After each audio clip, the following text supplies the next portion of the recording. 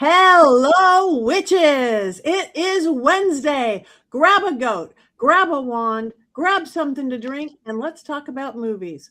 Witches talking about movies. Yes, we are the Witches Movie Coven. We've been doing this for decades now. It feels like quite some time. Hopefully, you've joined us. Hopefully, you'll join us again. Let us introduce ourselves. I am one of your hosts. I am Patti Negri. You might know me from my regular podcast, The Witching Hour. You might know me from my books like Old World Magic for the Modern World and my newest book, Dollcraft. You might know me from Ghost Adventures or Portals to Hell or YouTube or Bathroom Walls Across America. But we're glad you're here because this is one of my favorite places to be. Let me pass this to my cohorts and co-sponsors and co-hosts. Let's start with Richard-Lael today. That would be me. I am Richard-Lael. Richard-Lael is one name. As it says right down there, Richard-Lael is one name. If I were just Richard, I'd be in a meat grinder. That's true. Good line, Courtney. Ooh, I'm on it today. You are, and I liked it. So I am known as the Gentleman Psychic. I'm a psychic medium. I used to be a psychic. Apparently, I've told that joke one too many times.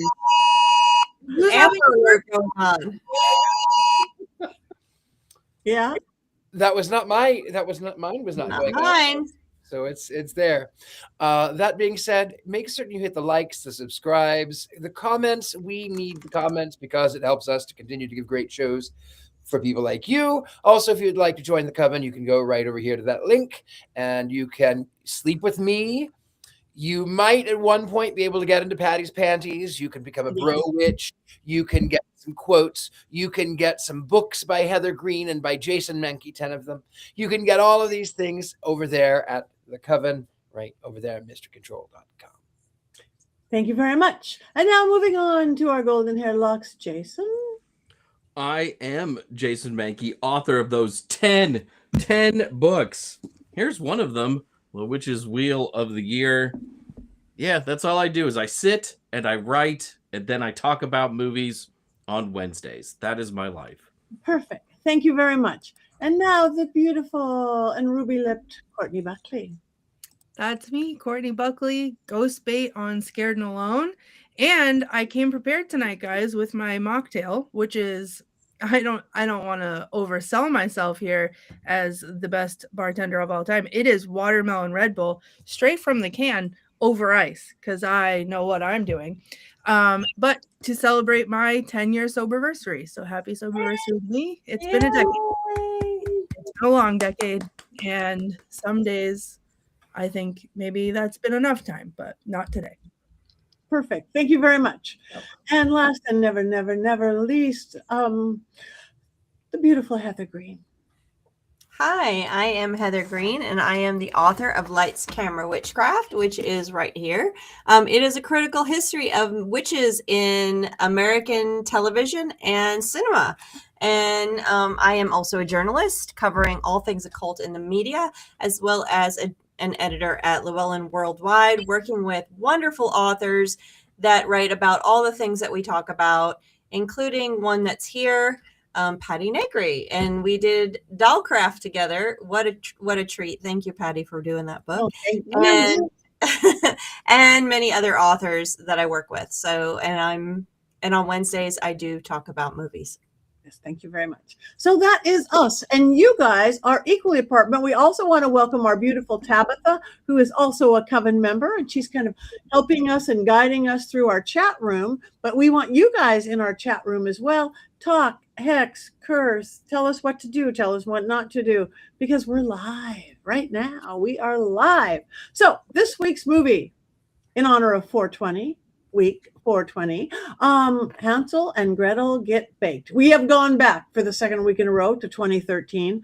Yes, indeed. 13 years ago, Hansel and Gretel Get Baked. Hopefully you guys all watched it this week, but just in case you didn't, Richard-Lael, do you have an unbiased synopsis of this? This is certainly, I have something for certain. Okay, so we all know the story of Hansel and Gretel. This is not that story. So apparently, Hansel and Gretel are brother and sister, and are also stoners who live in 2013 Pasadena, California. And also, the boyfriend of Gretel is stoner and has heard of this new strain of Mary Jane, and it is called the Black Forest. And of course, you have to go to this certain old house in Pasadena, which I know very well. You have to go to an old house in Pasadena where there's a witch, and she's a little old lady. And of course, she offers you tea and she offers you snacks, and the boyfriend goes and doesn't turn up anywhere else. So he's down in the cellar, getting eaten by the witch. He doesn't want to watch, and so she plucks his eye out. Nonetheless, that sends Gretel into a frenzy, and she tries to find her boyfriend. Her brother Hansel seems to think that it's ludicrous. So she and a friend formulate a plan to break into the house, which is supposed to have an old woman, but now she's feeling much more refreshed. Then they break in. They find out that there are zombies. Oh, I forgot. There's a rival drug gang who also try to break in and are now dead because of zombies. I don't remember where that was. Honestly, I don't. But nonetheless, as it turns out, Hansel and Gretel both survive the witch's house because neither of them have partaken of the witch's treats. Then, of course, in the end, the police show up. The witch is dead. Ding dong, the witch is dead. And then, of course, she's not dead because a black cat jumps into a police car, and he's going to take the cat home, and she is actually the witch. That's it. That's it. That's the entire film. Can I jump in for a second, because I just had a shocking revelation when producer Rob put the movie poster on the screen. I don't know why it took me this many times to see it, but by the producers of Twilight. Is that what I saw? Yes, that's true. I'm sure Heather will talk about it in 5 things, or she's not going to talk about it. Oh, this is going to be a good one. Okay. I have to reevaluate my whole life now. Okay, go ahead. Courtney is speechless. And thank you for that very clear synopsis of the plot line of Hansel and Gretel Get Baked. There might be a little bit more information, though. Heather Greene. There really isn't that much. There really isn't that much to talk about. So this came out in 2013. It is what it is. And the director is Dwayne Journey, who this is his only, as far as I can tell, feature film direction. He did a lot of other things in film outside of this, but this is his first, as far as I can tell, and his last feature film directing. The writer, David Tillman, who's an actor. Also, this is one of his few screenplays. I don't know if he did another, but at least this is the only one that I can tell that was produced and made into a film in terms of that. He is actually in the film. He plays Norm, the one who gets eaten by the black cat at the very end. That is the screenplay. That is who wrote this and who went ahead and wrote the screenplay and who conceived of the story. The budget was $4,500,000.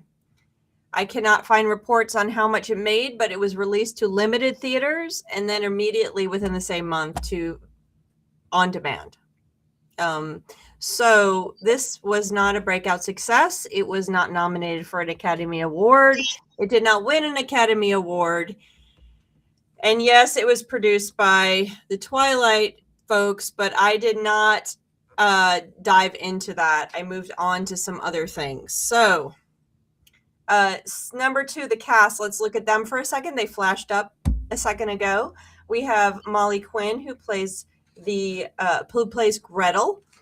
She was a voice in the Winx animated series. If you know anything about that, she also was Agnes in 2021, and she was in We Are the Millers. If you've seen We Are the Millers, those are some of the things that you might have seen her in. Hansel's played the brother, Michael Walsh. He was in Star Trek Insurrection, Boy Meets Girl, and he was in the Twilight series. Oh, there we go. There's the heart. Oh, there we go. I do love the Twilight series too. I'm so excited to do it for my birthday this year. Okay, well, Witch Agnes. Agnes is a common name for witches in film. We've seen the name Agnes before. That's another conversation, played by Lara Flynn Boyle, who you may have remember from Twin Peaks. She was also in Men in Black, Wayne's World. She's actually been in a bunch of things. You may know her from other things as well. Those are some you've seen her face in. Ashton, the boyfriend. Andrew James Allen. I didn't look him up. Meter Man. Here's the big one. Did anyone notice or recognize the Meter Man from the very beginning of the show? The 3 seconds at the very beginning. Is that Carrie Elwes? Harry Elwes. He is. You do not, if you have to look very closely. I was trying to find out why he actually did that part, and they said probably for fun. I couldn't find it. Maybe he was connected to somebody. I couldn't find it. I didn't have enough time to dig deep. But clearly you don't recognize him at all. But that is him. And Carrie Elwes, if you don't know, he is Princess Bride. For me, that is Carrie Elwes. He's Princess Bride. So that's all we need to know about. And another character, a face you might recognize in here, amongst others, may be Lachlan Monroe. He was the police officer. Not the one he was eating. The police officer was shot at some point, the male police officer. He was in The Night at Roxbury and Scary Movie. He's a recognizable face. Like, I saw him, I'm like, I've seen him before. So that is him. So let's move on to number 3. Hansel and Gretel, the original story this was based on, was created, they believe, from around the 14th century. They believe that's when the story formulated, sometime during the time where the world was rough for kids, for parents, the Black Plague. And so these stories in Germany formulated oral stories of children being eaten, children being suffering in the woods, etc., Black Forest, all of that stuff. It was eventually made popular and written down by the Grimm brothers. It's originally from Germany, as far as I know. It very much has the Baba Yaga witch in it, which leads me to number 4, which is Hansel and Gretel is one of the most top 5 produced or adapted witch stories, witch literary tales in Hollywood. So you have things like Macbeth, The Wizard of Oz, Macbeth, and Hansel and Gretel's right up there. Over any other fairy tale, you are going to see it time and time and time again through Hollywood history, both television and film. And so it's really interesting.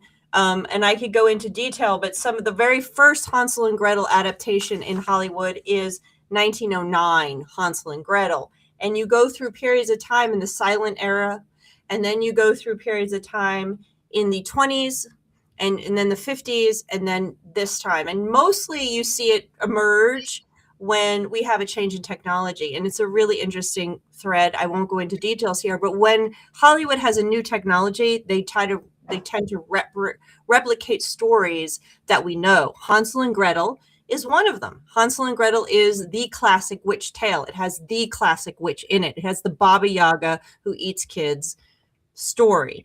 So you have it when Hollywood starts, you have it when animation starts, you have it when television starts. But this movie particularly was created when witch films, we had, first of all, technology-wise, this is when streaming really hit strong. So we have a technology change.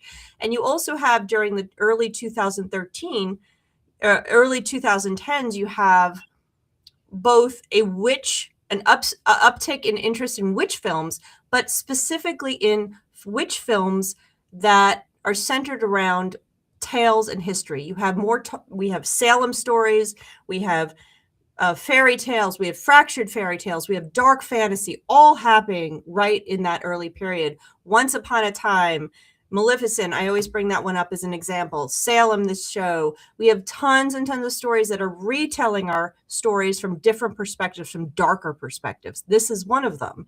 And it is not the only Hansel and Gretel story of the time. 2013, we have Hansel and Gretel Witch Hunters. I think we've done that film.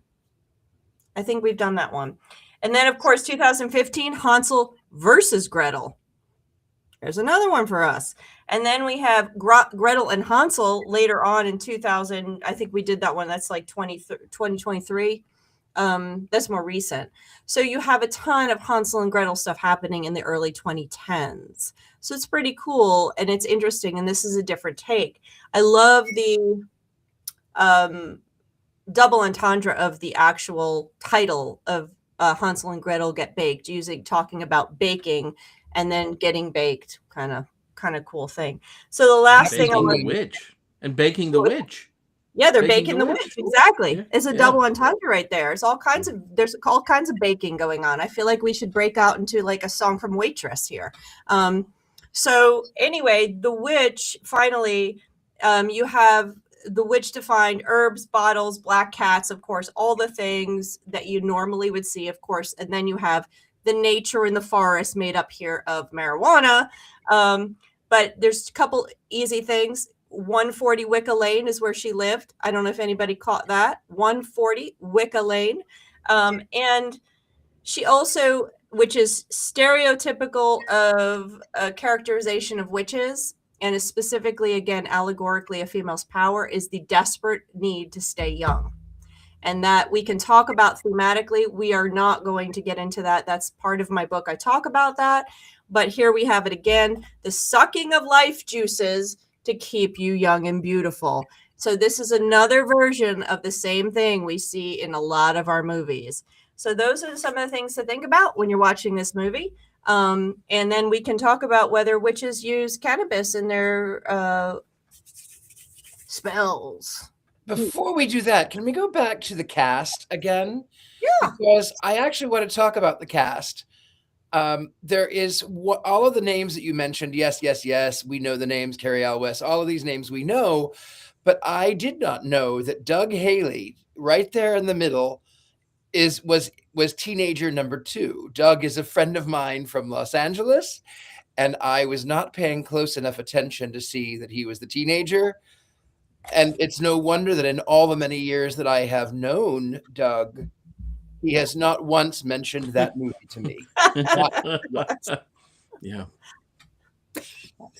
I feel like I would immediately mention that movie. Right. At the top of my IMDb. I mean, mind you, I was on that show. What was it? The Legs Benedict one. I can't remember which one that one was. That was bad. That was like, this film is bad. I think the film I was in was much worse. I don't normally tell people like something I just did.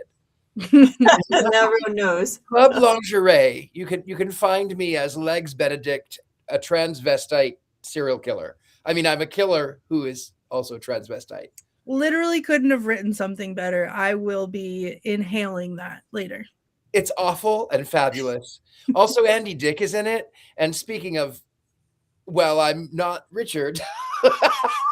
Speaking of being in a meat grinder. Being in a meat grinder. Yes. So anyway, I just had to say about Doug.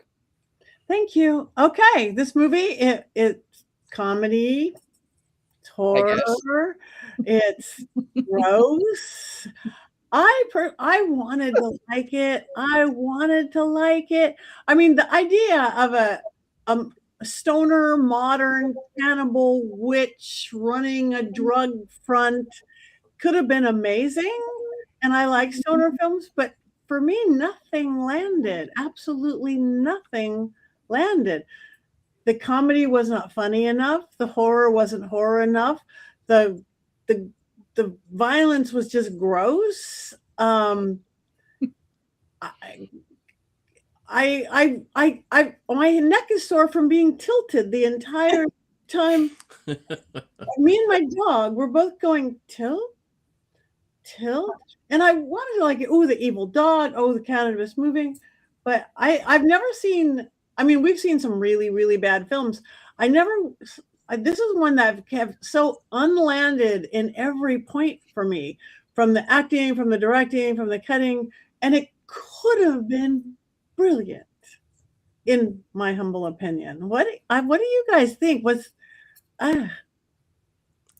Stoner movies are funny sometimes, and I've like enjoyed Harold and Kumar Go to White Castle, Dude, Where's My Car?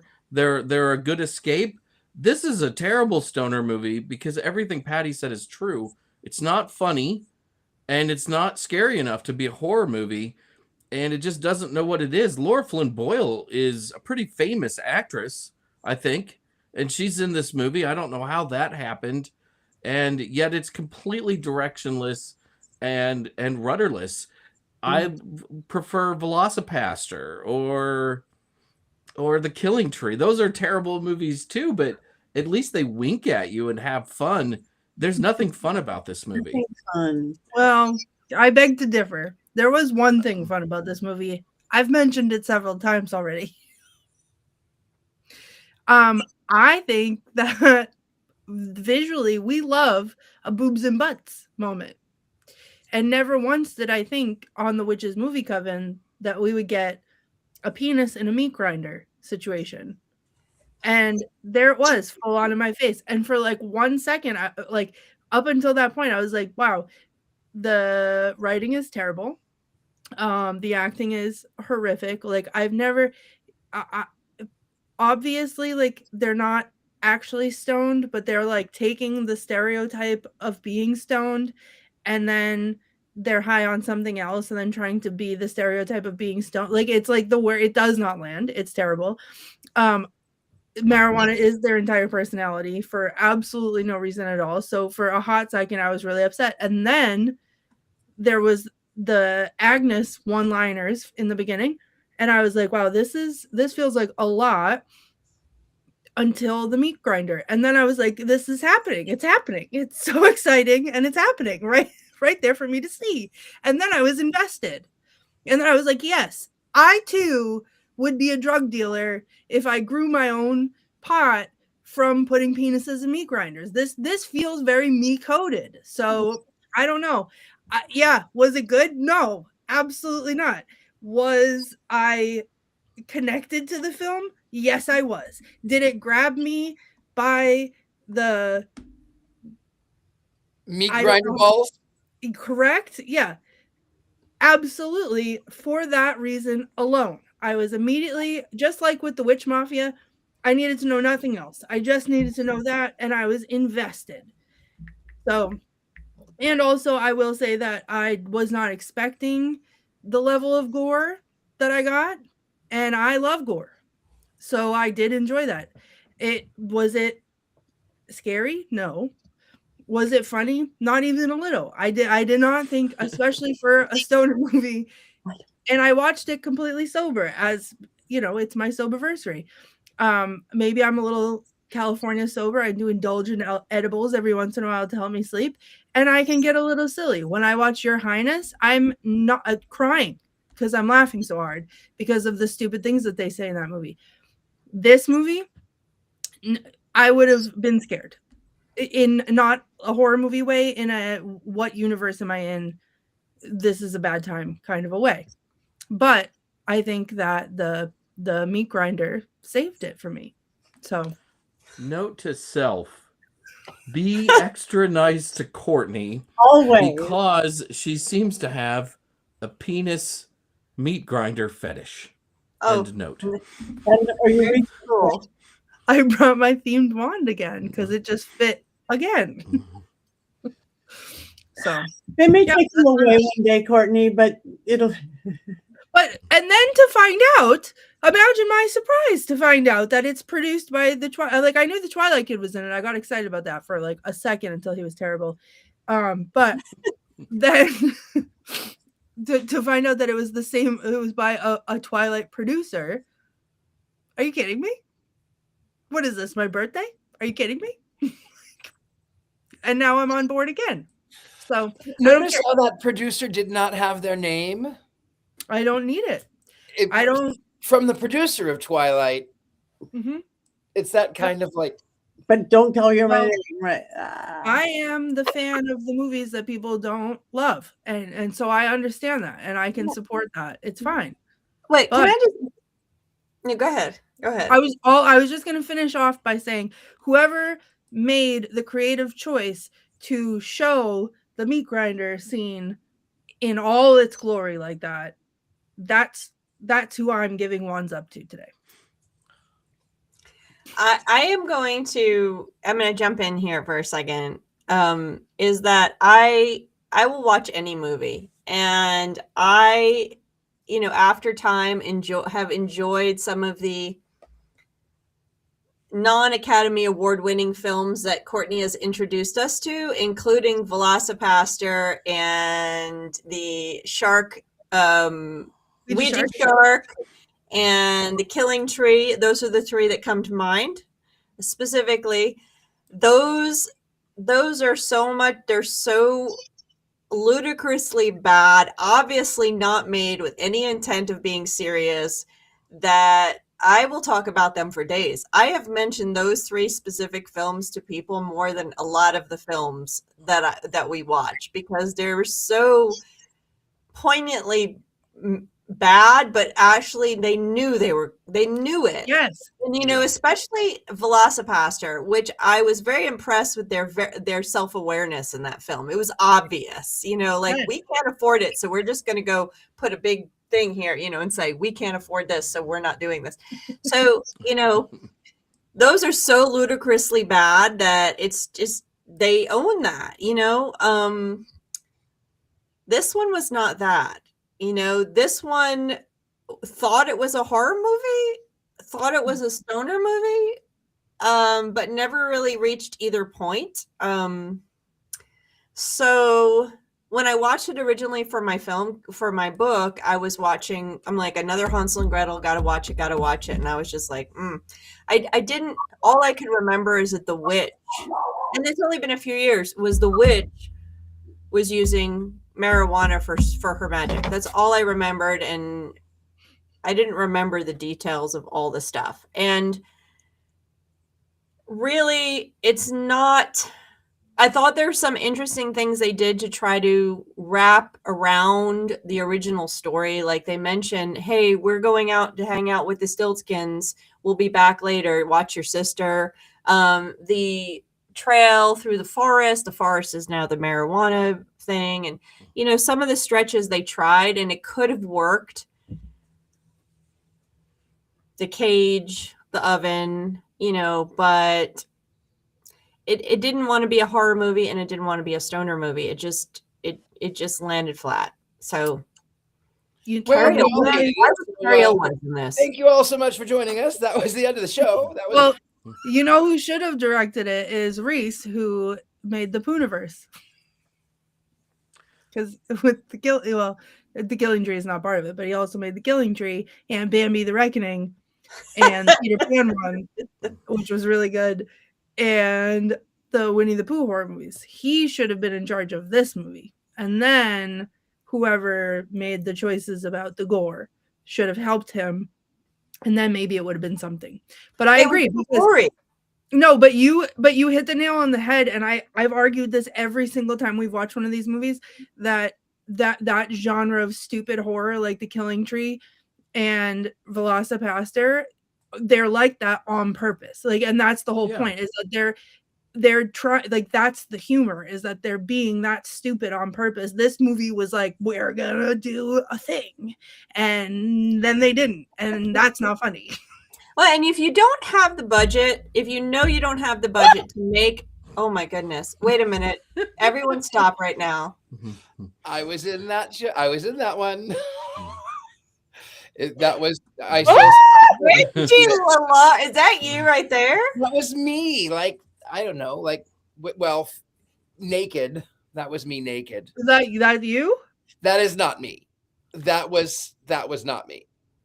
But I wish there were pictures of me from that. Maybe I could send them to producer Rob. I think, no, you know what? You can find them. They're forever in my role. They're forever back, so I would never find them. But if you can Google, you can find some pictures of me and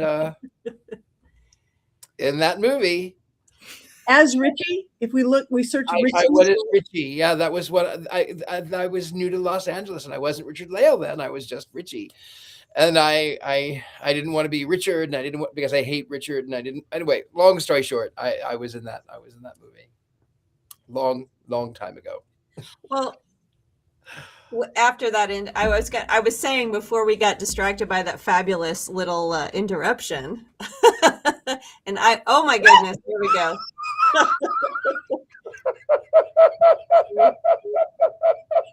We've seen that before. That was me being arrested after my wig. Never falls flat. I love it. Yep. Okay. So for filmmakers, out there, if you don't have the budget to make a movie that can live up to a certain degree or a certain quality, own what you have and make the story what it is. And so if you need to bend, or if you need to make a comedic, don't try to make a film that you cannot make, because it will always fall flat. And I don't know that this one didn't. I mean, this one had a decent budget. They could have scaled back. There was a lot of actors that didn't need to be in the film. They could have done a fun stoner movie. I mean, how funny would that have been? I would have enjoyed it more if they actually got stoned with rocks. Well, that's a different movie then. I mean, this was competently made. You know, there aren't like crazy shots. It's just a bad movie, right? It looks like a movie. It's clear that people who work on movies probably worked on this film to some extent. There was more than 2 locations. One of my favorite things about Ouija Shark is they just keep running through the same park over and over, right? I mean, you saw a couple of different spots. Some of the house was really well done. Like the room with all the potions and the herbs and stuff actually looked pretty cool. It was just crappy. The script was crappy and didn't know what it wanted to be. Yep. I thought her makeup was terrible. Horrible. Her makeup was terrible. The aging makeup was bad. The unaging makeup was bad. Mm-hmm. Whoever did the makeup, should have been fired on that one. Mm-hmm. I was thinking, like, maybe I should have been high to watch it. Would it have been better? I don't think it would have been. I think it would have been worse. I would have been frightened watching it stoned. Yeah. I don't think, and for me, I think it was all the script. Like, I could have let go of, because the gore was good enough, and like Jason said, there was more than, well, I mean, we all know that I love a singular location pretending to be Vietnam flashbacks movie, but like everything else, like the set was fine, like the whatever, I could have let go of all of it if the dialogue wasn't the worst thing. My ears were bleeding, and it was just so uncomfortable to listen to them talk, and that ruined it. And I feel like I would have, honestly, if that was a little bit better, I would have been fine with this movie having an identity crisis. I could have found something to be on board with, because the concept is there. It's interesting. The gore was good. I'll say it again, I guess, but like it was like listening to nails on a chalkboard. It was just awful. And that was the part for me that I could not, as much as I love movies like this, and as much as I expected to love this movie, that's the part that I could not get behind. And what's really funny is it came out the same year as Hansel and Gretel Witch Hunters. And that one did very well. I mean, I'm not a big fan of that movie, but it did really well. And, you know, it's funny that 2 Hansel and Gretel movies came out the same time. So this wasn't trying to ride the coattails of that movie. So it was just kind of riding the coattails of everybody wanting to do fairy tale movies or dark fairy tale movies. And someone came up with this idea. But I would have liked to see it as a comedy stoner movie rather than a horror movie. I think that would have been fun and different. If it had to choose. Another thing about this film is it's set in California and it's 2012, 2013, and they're acting like marijuana is some sort of taboo, like the police. Right. I moved here about that time, and I remember I went to a parade for the San Francisco Giants, who had just won the World Series, and then they had a big reception. And I thought that I was at a Grateful Dead concert because of the haze of pot smoke that was over everything, and nobody hit it, nobody cared.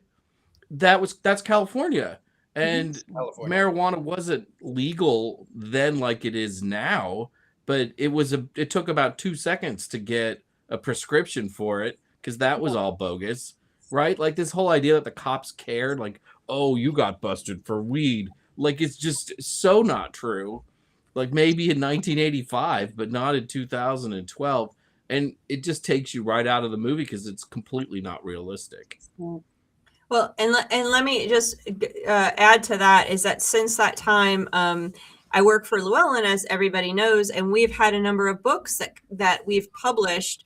The author is Carrie Connor, and she publishes books where she talks about using marijuana, obviously legally and responsibly. I add those disclaimers in for your magic and spiritual use. And so I'll hold some of these books up. We have Conjuring with Cannabis. We have, 420 Days and Weed Witchery right there, if anyone's interested. And then wait a minute, one more, hold on. Wake, Bake, and Meditate. I love the title. So take your spiritual practice to a higher level with cannabis. There you go. So, the use of them in metaphysical, spiritual, esoteric uses is a literal thing. But I'm guessing that Carrie probably did not have any kind of directions on how to wake up plants and have them to transport cameras across and to actually medicate people or turn young men into zombies or make them pass out so they can go and so you can go ahead and suck the life juices out to be young. I don't think these books have those instructions. Besides, not only does cannabis not turn young men into zombies, that's Fox News's job. I mean, yes, But that's not these books. And for science, if one wanted to do all of those things to a man, what book would we read for that? I'm not asking for myself. I'm just curious in case other people are wondering how you proceed to be Agnes in this movie. Just Asking for a friend. Well, asking for a friend. Dummy. Jason, you have an answer for that? Jason, write that book. Book 11. Let that be number 11. You're muted. Good. You're gone. We can't hear you. Can't hear you. Well, that's the marijuana talking. How to be an evil stoner witch or something? I don't know. What kind of book would you want me to write there? Well, it's specifically, Courtney, you have to write the spell for how to fix a man that shows up at your door so you can get him tied up and then eat him. All right. Well, to stay young. Heather, call up Llewellyn. Dear Llewellyn, I'm going to write a book. It's going to be about that, and see if there's any nibbles on that, because that's what I'm going to write about. So you can stay young. The whole goal is to maintain your youth. Obviously. Well, how do we know you're not doing that already? Because you're so youthful looking. You could be 300 years old. I actually am 374. Oh, wow. You do live in She has a meat grinder. She has a meat grinder. I have a lot of instruments that do a lot of different things. This is one of them.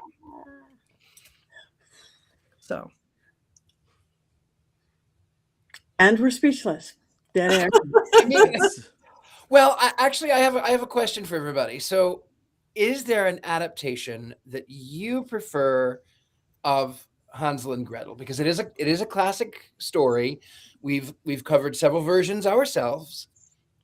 What is your favorite version of Hansel and Gretel beyond the Grimm fairy tale?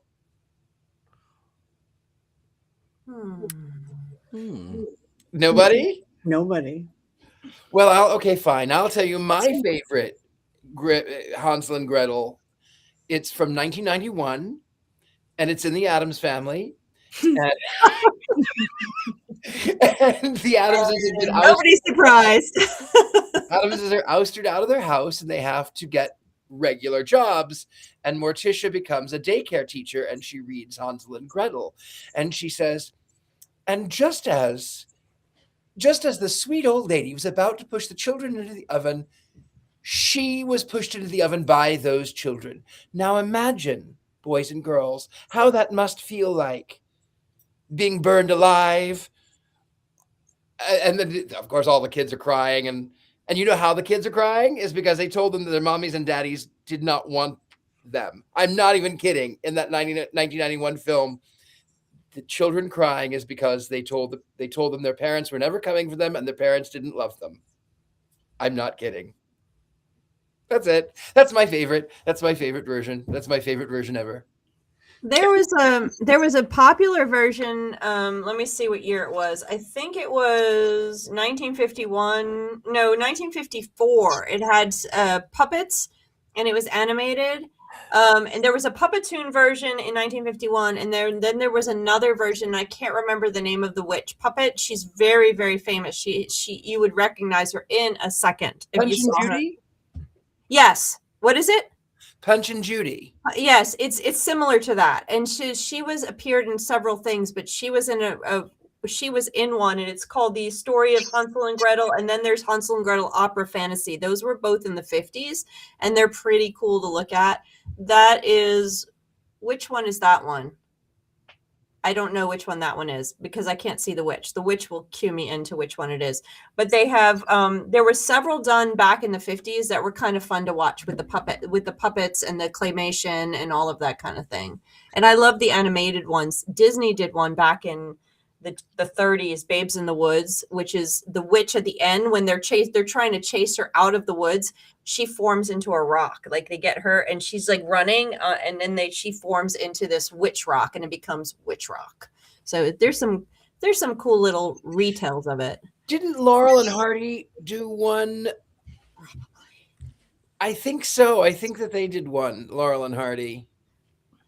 I mean, there's been so many versions of this told. I'm just thinking of the ones that had the name in it, but there probably was. Everybody has done this story.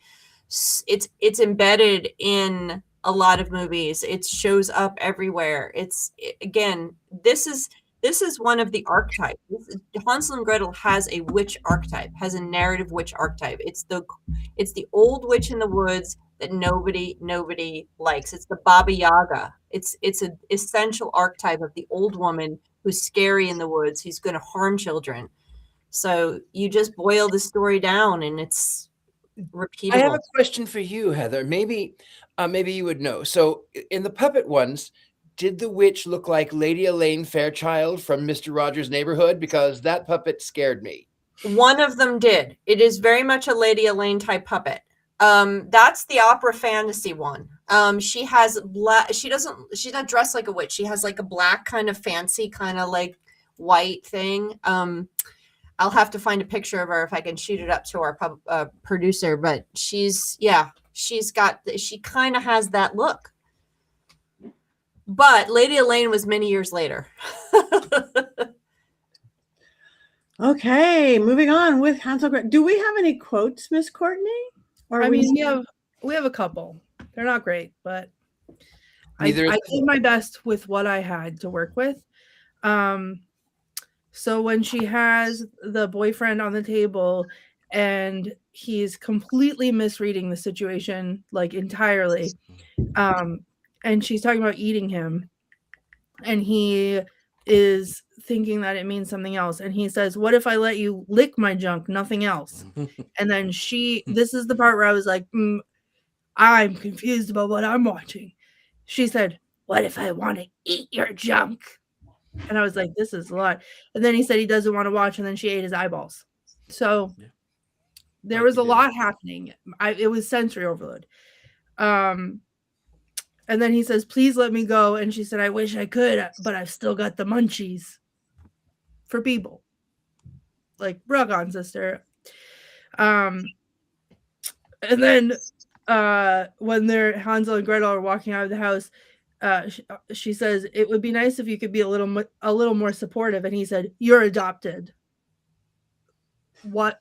Okay. And then in all capital letters, I wrote, "Did she just put his penis in a meat grinder?" So that's my own quote. That's quoting me while I was watching that movie. So those are my quotes. Thank you I- very, very much. While I was watching it, I did write down 2 quotes Okay. because I thought the movie is almost funny in these at this particular point. So the other girl who was not Gretel, she says at one point, "He took me to really fancy places like the Cheesecake Factory," which is funny. And then the witch says, "Never send a zombie to do a woman's job." That was awesome. Those were the only moments of enjoyment I had in the entire film. Yeah, the Cheesecake Factory. Yeah, that was a good one. See, Stoner, Cheech and Chong. I too grew up in Cheech and Chong. I actually worked for them once. I delivered marijuana products to LA. It was early down in the line with Lady Willis Sage. So yes, that's a Stoner. I would like just to suggest as a suggestion for this week's t-shirt to be something having to do with the meat grinder. Be nice or I'll get my meat grinder, like A witch's tool, the meat grinder. a tool for your tool. Sacred tool. I have not had luck with Hansel and Gretel movies my entire life. And a lot of this stems back from junior high school years when I would play in soccer tournaments, and my parents would get 2 hotel rooms, a room for them and a room for the 4 boys.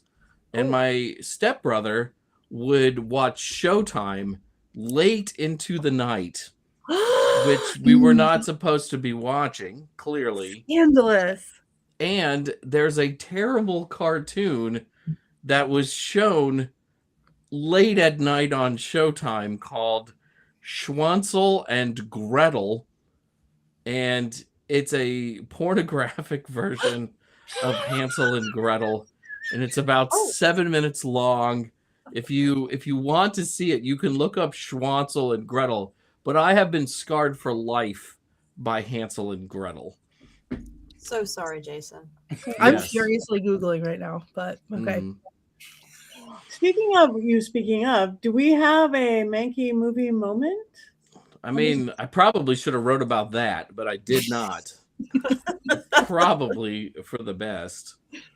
I will start, though, because of the hair, sometimes because of the way I dress, people just assume that I'm a marijuana guy, that I'm a cannabis guy.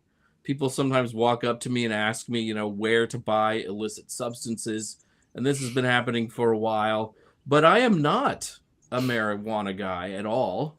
I tried it when I was in college a couple of times. I remember one night after visiting the bar, I met some really beautiful women who were looking to get high, and I took them back to the house that I shared with a ton of people, and most of my roommates were stoners, and I asked one of them if I could get some weed so I could impress these women, and he said, sure, and he goes, that will cost you money, and I gave him basically all the money that I had, and I thought to myself, this is just way too much effing money, and I'm never doing this again.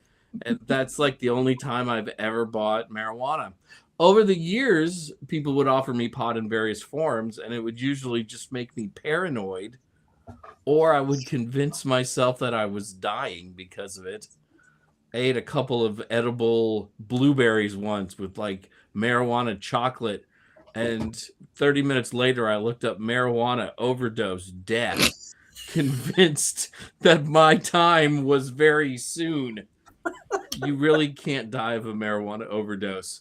I am not a good person to get stoned with. I taught a witchcraft class a couple of years ago, and one of my students brought me some honey infused with a strain of marijuana that's supposed to make you sleepy. And that actually worked pretty well.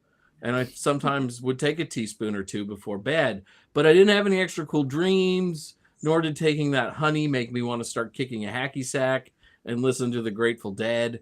I didn't get high, I just got sleepy. And I've also never been a smoker of anything. Inhaling burning plant material just makes me cough a lot. When I try to be cool and smoke pot with people, I just end up coughing and gasping for air. I sound like a cat coughing up a hairball. Do you know what doesn't make me cough? Whiskey. Also, water. Pretty much anything is preferable to me than putting smoke into my lungs. But I often wish that I was a stoner. It always looks like so much fun. People always hang out together, and sometimes they're in a circle and they pass a joint around and they laugh and they seem all chill and stuff. And then I get in the circle and they pass it around to me and I just start coughing 2 seconds later. And then I start looking over my shoulder because I'm sure that we're going to get busted by somebody because THC makes me paranoid. And then 30 minutes later, I think I'm going to die. It's very clear to everyone that I'm not a marijuana person after those moments. It's also clear to everyone there that I was never cool enough to work in a record store. Heather always tells us that horror movies are really warning tales against sex and drugs. And while I thought Hansel and Gretel Get Baked would just be a stoner comedy, this movie makes marijuana look completely unfun. The opening is kind of fine. People see music allegedly, and stoner dude is with a woman that's way out of his league, and they seem content and blissful for a few minutes until they get munchies. But then the moment the dude goes out to get more weed, he loses an eyeball, and the girl never gets stoned again. Mostly you just see people token up and then visiting Laura Flynn Boyle and then dying. And while I would still like to visit Laura Flynn Boyle, none of this seems like all that much fun. And that's how crappy this movie is. They made something that should probably be fun and turned it into something that's clearly not fun. It's almost like I wrote this movie based on my past marijuana experiences. But I would never write anything this crappy because I respect people and I respect their time. The makers of this movie didn't respect my time or yours, and it certainly didn't make me want to celebrate 420. Oh, that is beautiful. So Okay. what? I actually have a thought. Okay. So maybe next year, instead of this awful movie, if things are still, Reefer Madness, both the 1930, was it 38, and then the 2000 musical version of Reefer Madness. It has the devil in it and magic. Yeah. It's a billion times better than Whatever this was. The money I would pay to watch Jason live experience a marijuana overdose, it's the limit does not exist. Like I would pay so much The curiosity is just absolutely like, him eating a marijuana chocolate covered. Well, I had 2 of them, Courtney. 2. And like freaking out and Googling marijuana overdose. Just the imagery of that alone that's the most horrifying thing I've ever seen. That's that's it. That's the witch in the opera fantasy. That's the one that I thought that I had remembered is the one that looked like Lady Elaine Fairchild. There you go. There she is. Thank Oh my you, God, Rob, I'm- for that and getting us out of the other tangent. It is I'm laughing appreciated. so hard I'm crying at Jason's marijuana blueberry. I think the follow-up to this is Cheech and Chong meet that witch. I think that would be a really funny movie. Like would be a good movie. let's make a funny version of the movie. Yes. Yeah. Or Jay and Silent Bob. I love Jay and Silent Bob. All right. Before we go too far off, we got to vote. Wands up, wands down. And this means all of you in the chat room too. Wands up, wands down. Oh, sorry. Oh, Courtney.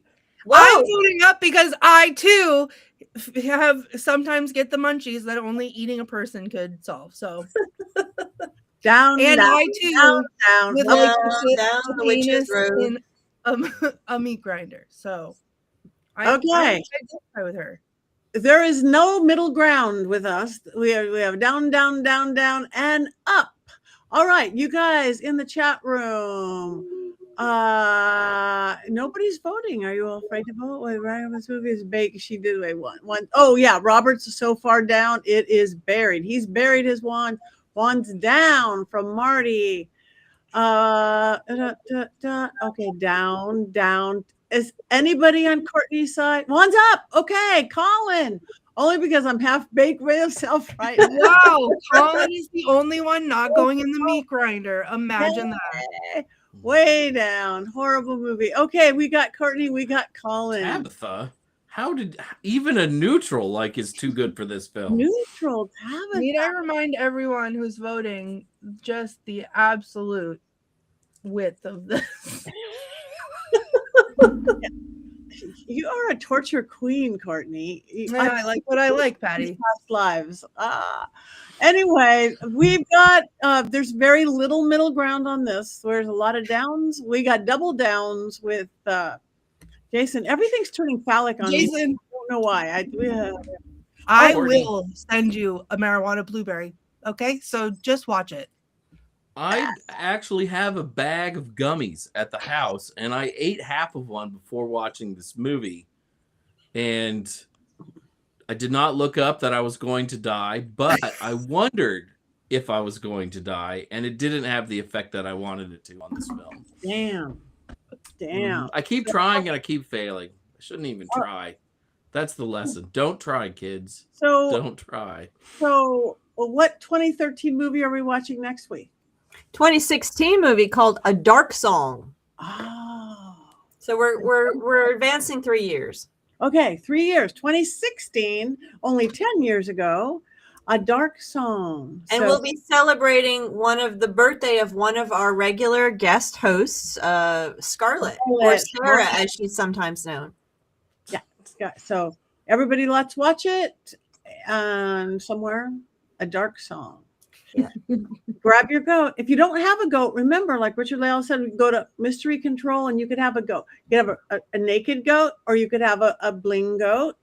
But there's many goats to be had. Or you could have a lovely scarf goat, which we have outfits for our goats too. Anyway, we have a minute or two left. Does anybody have anything fun they have going on they want to tell us about? Courtney. I can't stop laughing because who is the character in Willy Wonka that turns Violet Beauregard. Violet. I now have that imagery stuck in my head of Jason freaking out because he thinks he's turning into I do like blueberries a lot. I swear this is just Red Bull.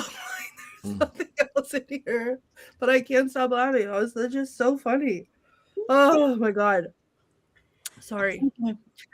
Did everybody see the Practical Magic trailer? Yes. Talk about that. Wand's up immediately. I'm ready to go. I'm ready to go. They are so promoting it. It better be good. They're promoting it. This weekend, I'm going to be in Atlantic City, and then we got to go to Heather. I'm going to be at the Showboat Casino in Atlantic City for AlterCon and Great American Cryptid Expo. I'm going to be doing a seance. I'm going to be doing a mediumship gallery with a fellow medium, April Doucette. There's all sorts of like little exclusive things that you could do with Sam juices.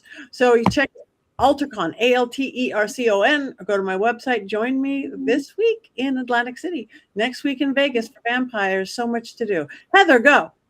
I am leaving tomorrow for Portland to go to Spirit Northwest, a pagan event. I will be there representing Llewellyn, talking to authors and talking to people who want to publish a book or write a book about any esoteric and occult and pagan stuff. So